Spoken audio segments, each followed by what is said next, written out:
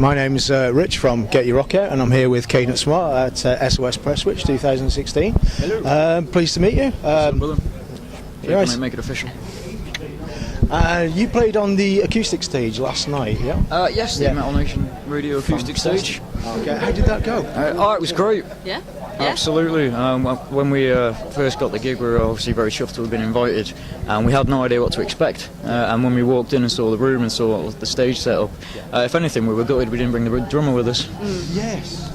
Well, that said, there was one point I was jumping up and down in one of the songs, and I was wondering what the noise was. Turned out it was my boots, and I stayed quite static for the rest of the set because it was actually louder than your vocal. So yeah, we were quite chuffed. We got an accidental kind of a crowd drumming for us. There's like a mosh breakdown in the last song we played, and the crowd started banging their feet along with the time of the mosh. So that was pretty groovy.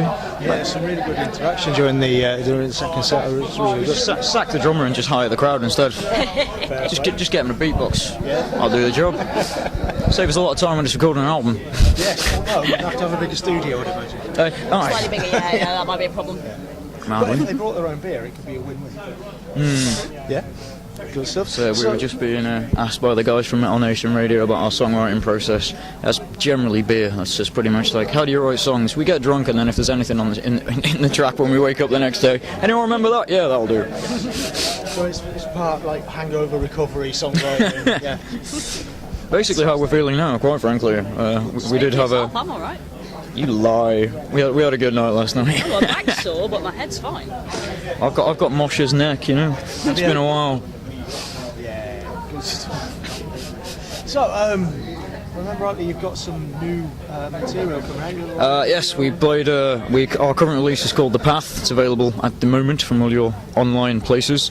And we played some material off that last night, along with some new material that's going to be off our forthcoming first ever album. Which I was just saying actually when Felicity spoke to us at Bloodstock a few years back, we were in the middle of recording that. 2 years later, we're finally getting around to finishing and actually putting out our first ever album. Fantastic. So we'll be hoping to get it out around October, November, and it's going to be called A Reckless Endeavour. Reckless Endeavour, yep, good stuff. One of the songs off that album can be viewed live on our YouTube channel. Are we alright for language on this interview? Yeah, fine. So when we played it last night, the song is called Fuck Fuck Boom Boom. And to the point. Last night we spoke to one of the organisers, and due to the nature of the crowd and this being much more family-friendly orientated, she asked that we tone the language down. So we took a BBC approach, and we actually played the song, and we called it Beep Beep Boom Boom. And when all the swearing was in, we just said beep, and there's a nice little breakdown in the middle where I got the entire crowd to sing Beep Beep Boom Boom. It was hilarious. And excellent.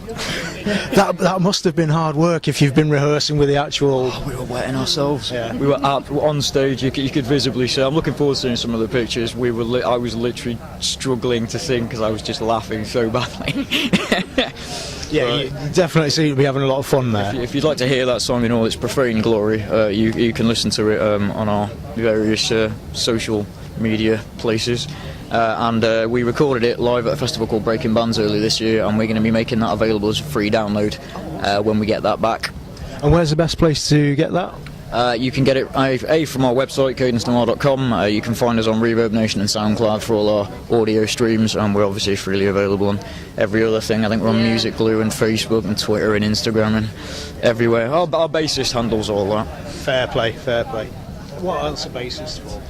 Well, yeah, he needs to occupy himself somewhere. He hasn't got enough strings, really, so... Well, yeah. 4 is enough. You're a violin, though. Your enough. neck is like bass. So, I've got one last... God, stop. So I've got one last question, which is one we've been asking a little bit today. What would you say were I was hoping you'd ask. Later. So what would you say your top 5 influences were? Now, if you asked every member of the band, they'd tell you 5 different bands there.